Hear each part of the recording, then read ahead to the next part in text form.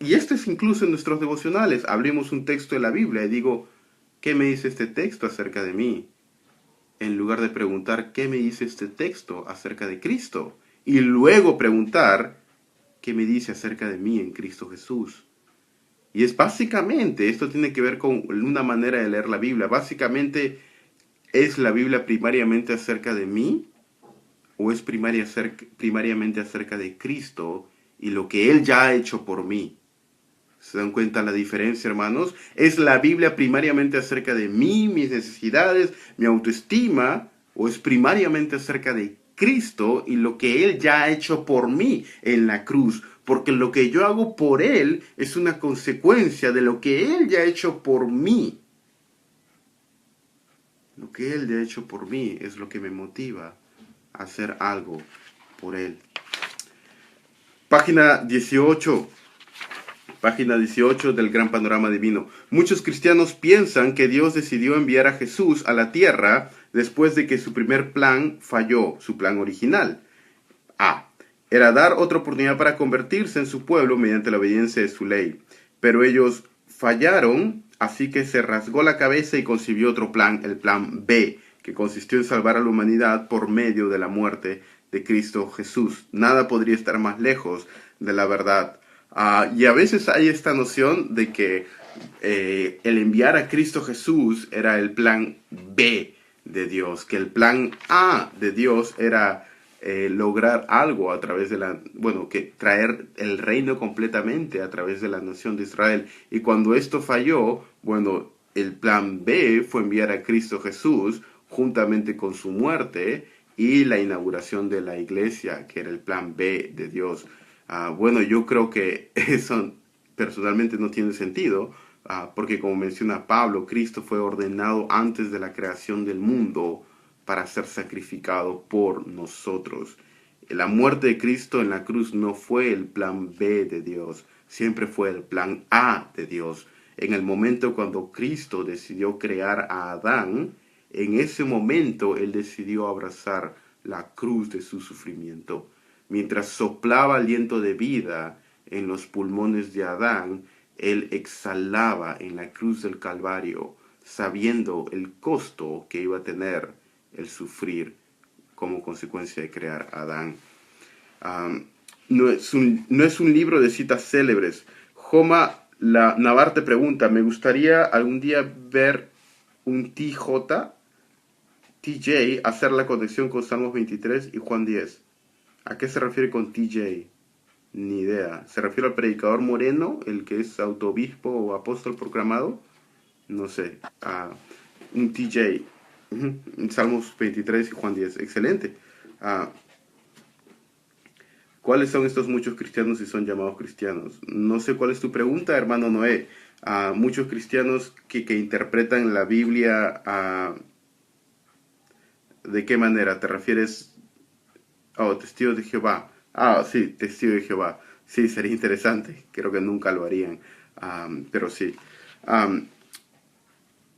No es un libro de citas célebres, página 18. Y ese es un punto importante, hermanos. El hecho de que la Biblia sea un solo libro debe tener grandes consecuencias en cuanto a la manera como lo leemos. La Biblia no es un libro de citas célebres. Y esto es algo que hasta el cansancio yo creo que veo bastante en Latinoamérica. Déjenme darles una cita. Por ejemplo, ¿qué pasa si yo digo el día de hoy, pelearé hasta quemar el último cartucho? ¿Quién dijo eso? Pelearé hasta quemar el último cartucho. Bueno, lo dijo Bolognesi, obviamente, ¿no? Ahora, ¿cuál fue el contexto en el que lo dijo? Lo dijo en la guerra con Chile, en el Morro, ¿verdad? Cuando estaba defendiendo, antes de la guerra, etc. Ahora, si yo saco ese pelearé hasta quemar el último cartucho y lo digo, por ejemplo, en una marcha de Sendero Luminoso y digo, pelearé hasta quemar el último cartucho, ¿tendría el mismo significado de lo que dijo Bolognesi? Obviamente no, porque Bolognesi lo dijo en una circunstancia específica. Y a veces nosotros tomamos la Biblia como si fuera un libro de citas célebres.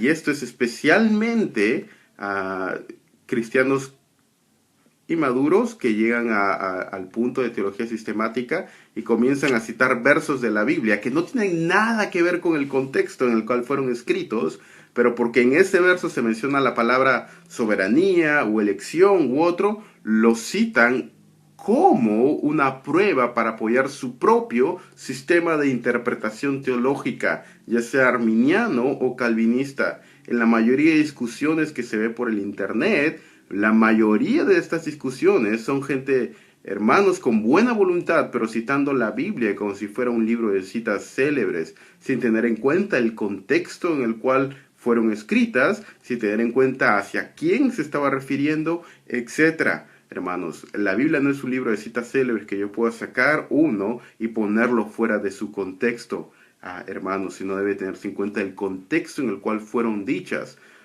hermanos, y muchos predicadores son culpables de esto, especialmente cuando se defiende un sistema teológico.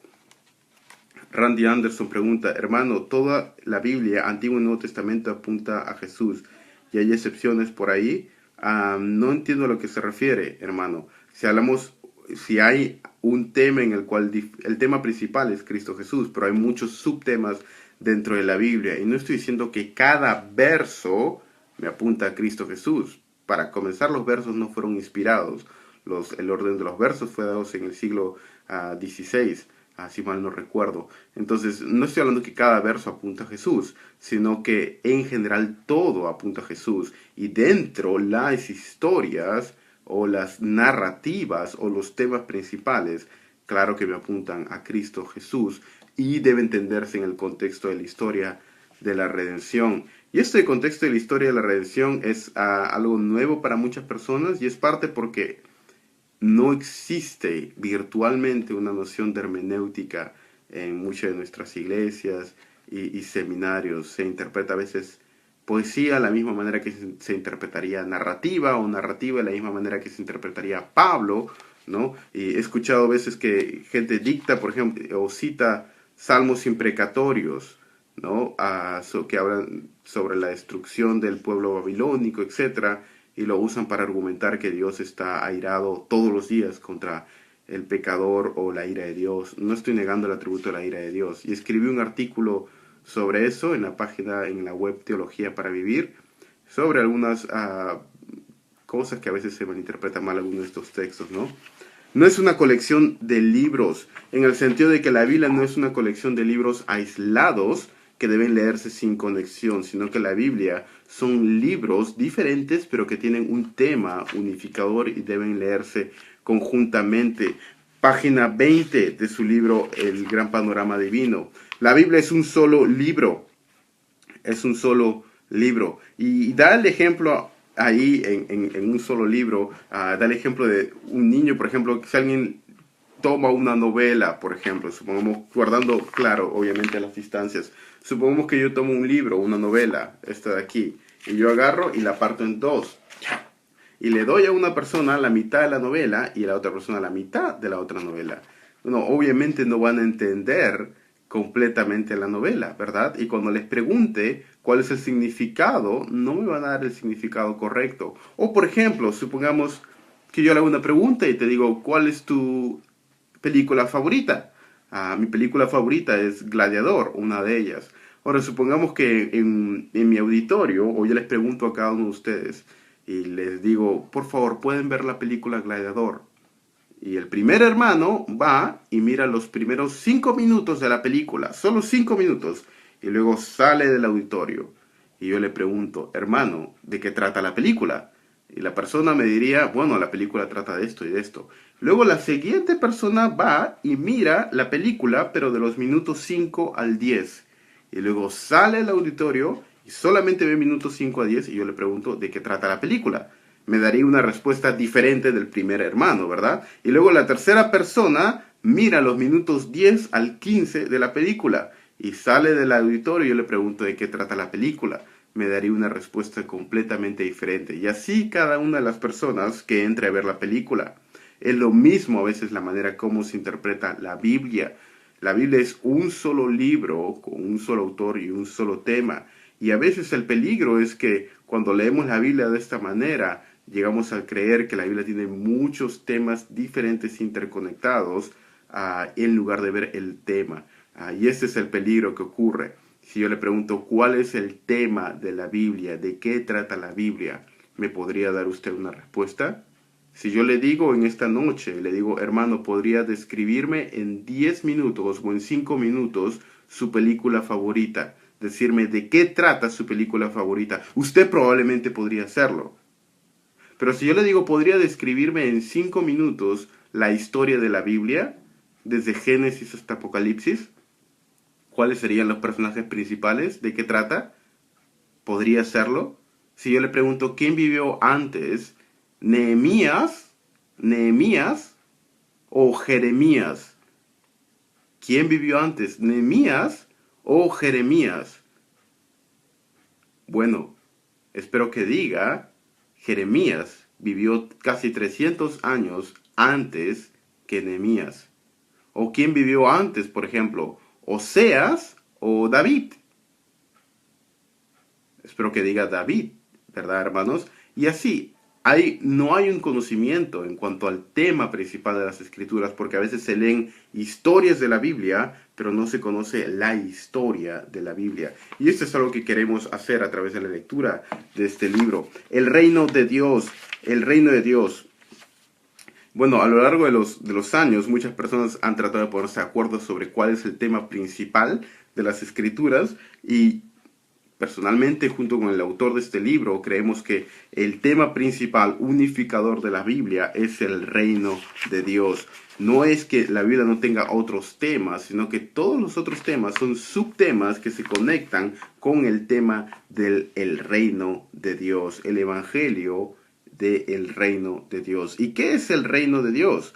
Página 22. Grant Goldsworthy define el reino como el pueblo de Dios en el lugar de Dios bajo el gobierno de Dios. Lo repito, el reino de Dios es el pueblo de Dios viviendo en el lugar de Dios bajo el gobierno de Dios. Pero esta definición es la que vamos a explorar a lo largo de toda la narrativa de este libro. Vivir como el pueblo de Dios significa disfrutar la bendición de Dios de manera especial bajo el gobierno específico de Dios en una circunstancia específica de Dios. Andrea pregunta, hermano, hay casos de muchas personas que han leído toda la Biblia varias veces, pero aún así no la interpretan bien. ¿Qué es lo que sucede en este caso? Bueno, no es solamente leer la Biblia, Andrea, si es en cuanto a conocimiento de la Biblia, el diablo sabe la Biblia de memoria, ¿verdad? Hasta la cita, y la cita bien. El diablo conoce la Biblia a fondo y hasta podría interpretarla bien, pero la Biblia no se hace real y no trae vida en el caso del diablo, que incluso la cita, pero la cita mal. Y esto es lo mismo, cuando nosotros estudiamos la Biblia, debemos tener en cuenta que es el estudio de la Biblia y el Espíritu Santo que me ayuda a entender la Escritura. En la teología mencionamos que fe y palabra obran juntas, palabra y Espíritu Santo. Y esa es una verdad que a veces se olvida en Latinoamérica o en Europa.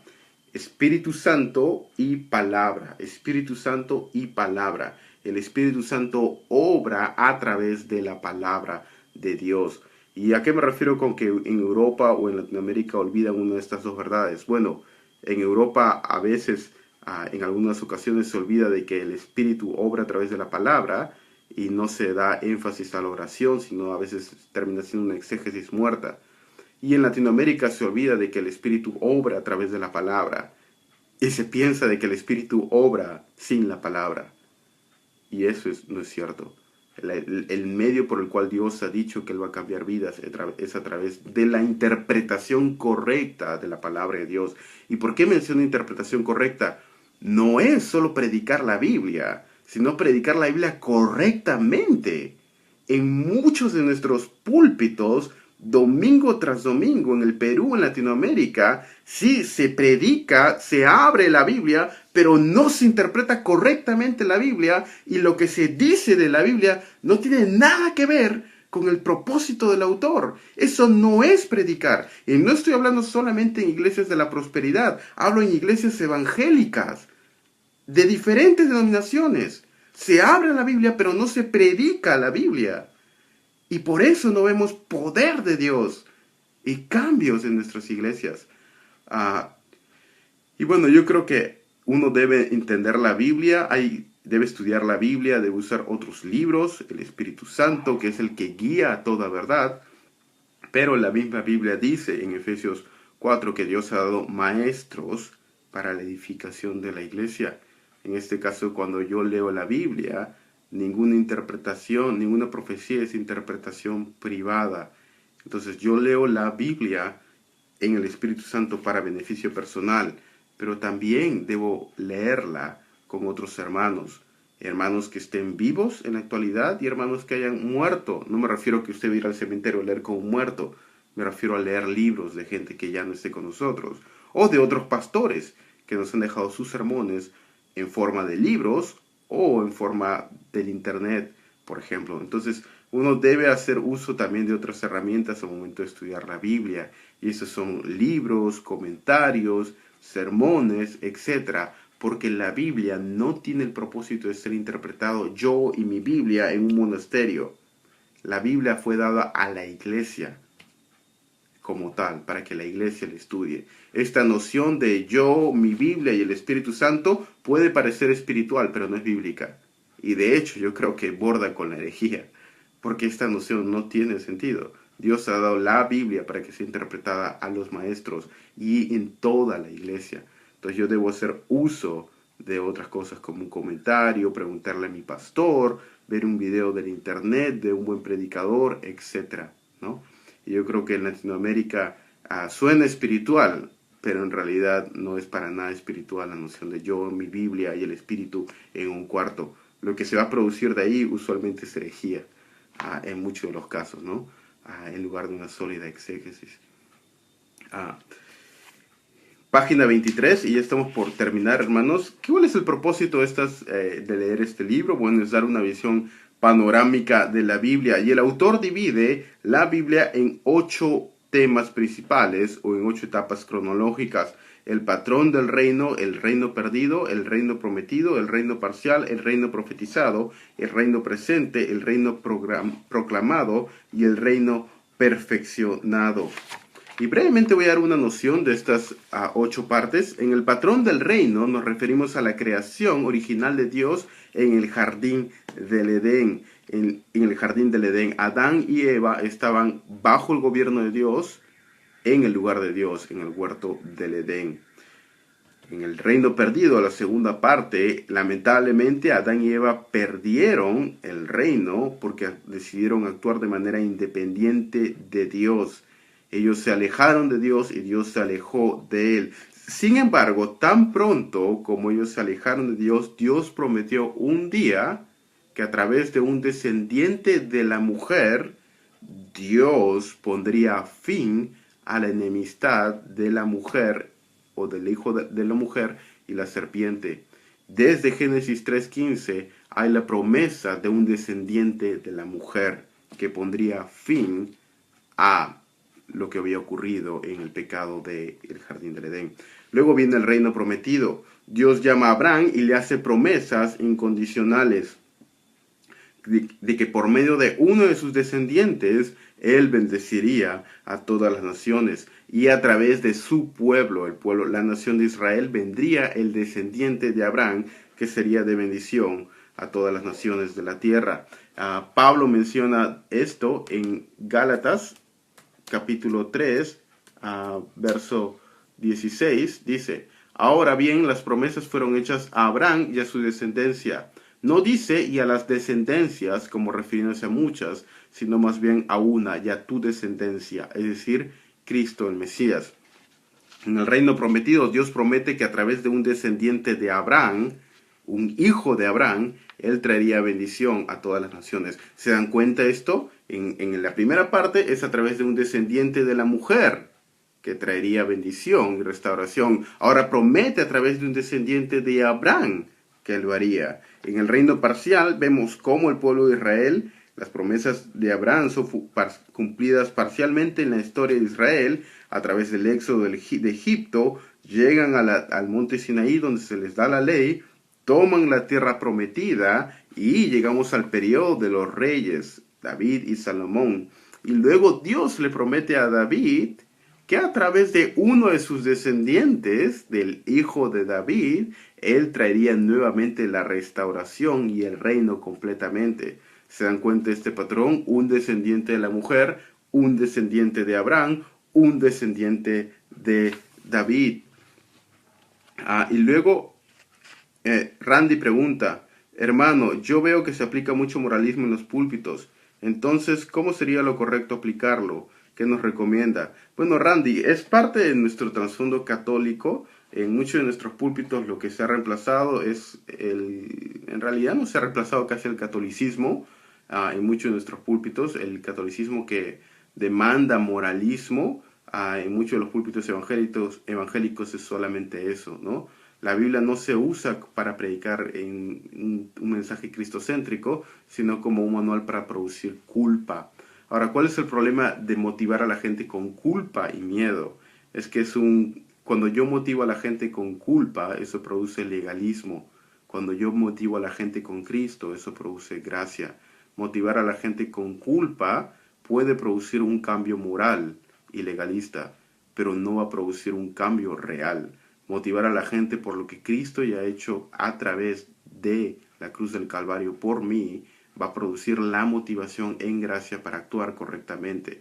El resultado puede ser el mismo, pero hay una diferencia gigante entre moralismo y santidad.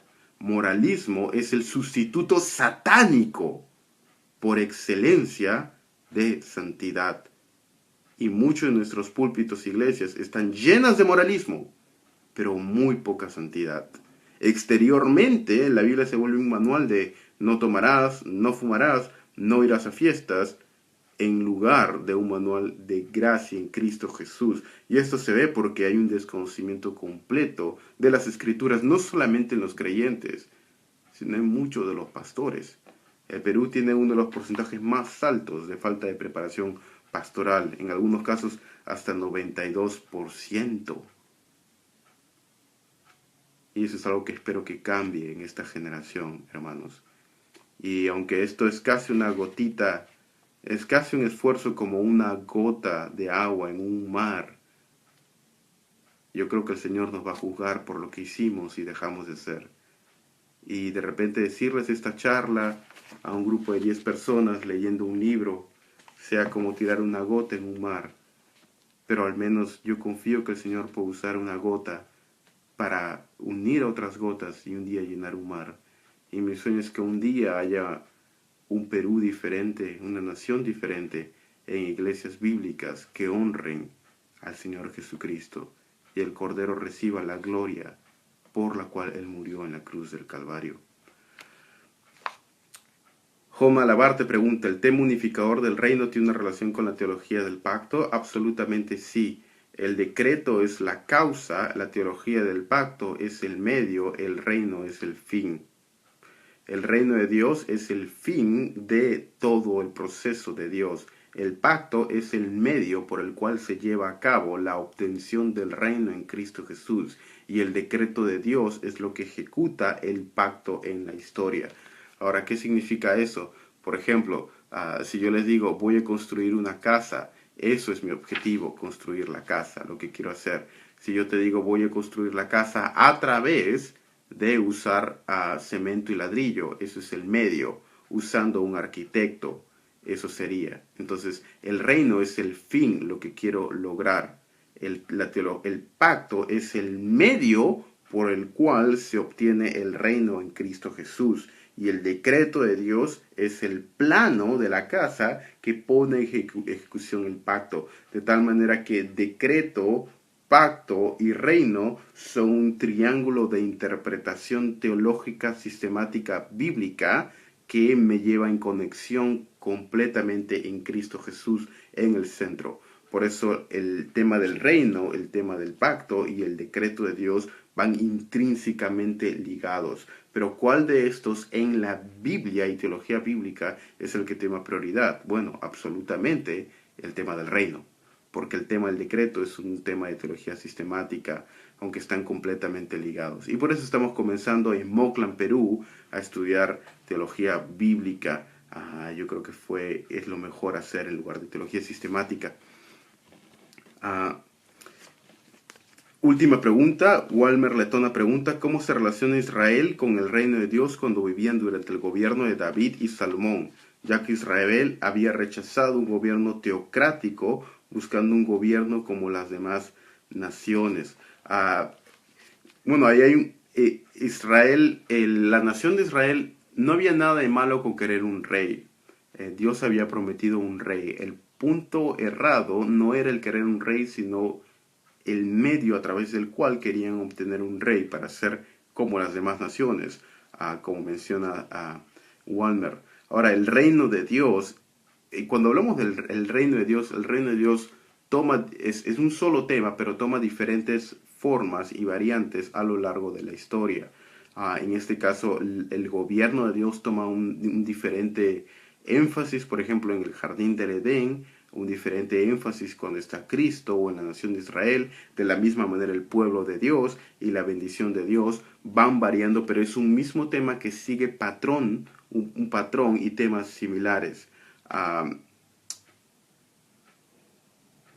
Sí, no entiendo muy bien tu pregunta, Walmer. ¿A qué te refieres con cómo se relaciona Israel con el reino de Dios? El reino de Dios, en la época de Israel, el reino de Dios era la nación de Israel viviendo en el lugar de Dios, esto es la tierra de Canaán, bajo el gobierno de Dios, es decir, la ley mosaica ejecutada a través de David o los reyes, que eran figuras de aquel rey que había por venir.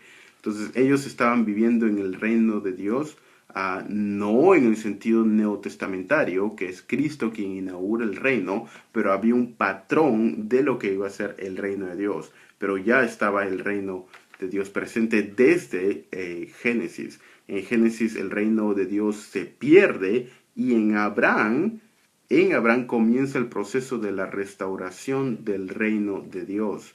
Ahora, este reino de Dios es inaugurado y restaurado en Cristo Jesús, pero va a ser completamente realizado en su segunda venida. Gerson pregunta, disculpe, ¿por qué a la gente de algunas iglesias les gusta declarar cosas cuando oran, piden o claman algo? Esta palabra está mal interpretada también. Es una buena pregunta, no sé por qué. Bueno, sí sé por qué, pero la verdad, a veces en este sentido, en el declarar cosas, hay un sentido de tratar de manipular a Dios y tratar de hacer a Dios un sirviente de mis propias necesidades, en lugar de yo ser un sirviente de Él. Y a veces, bueno, en algunas ocasiones es tratar a Dios no por quien Dios es, sino tratar a Dios por lo que puedo obtener de Él. Y la diferencia entre esto es la diferencia entre cielo e infierno. En la primera, Dios es el medio por el cual yo tengo una vida mejor. En el segundo, Dios en sí mismo es mi vida mejor.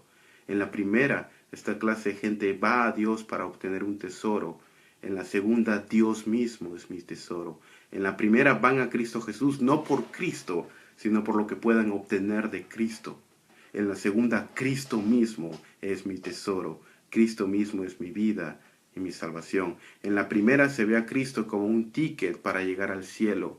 En la segunda, Cristo mismo es cielo.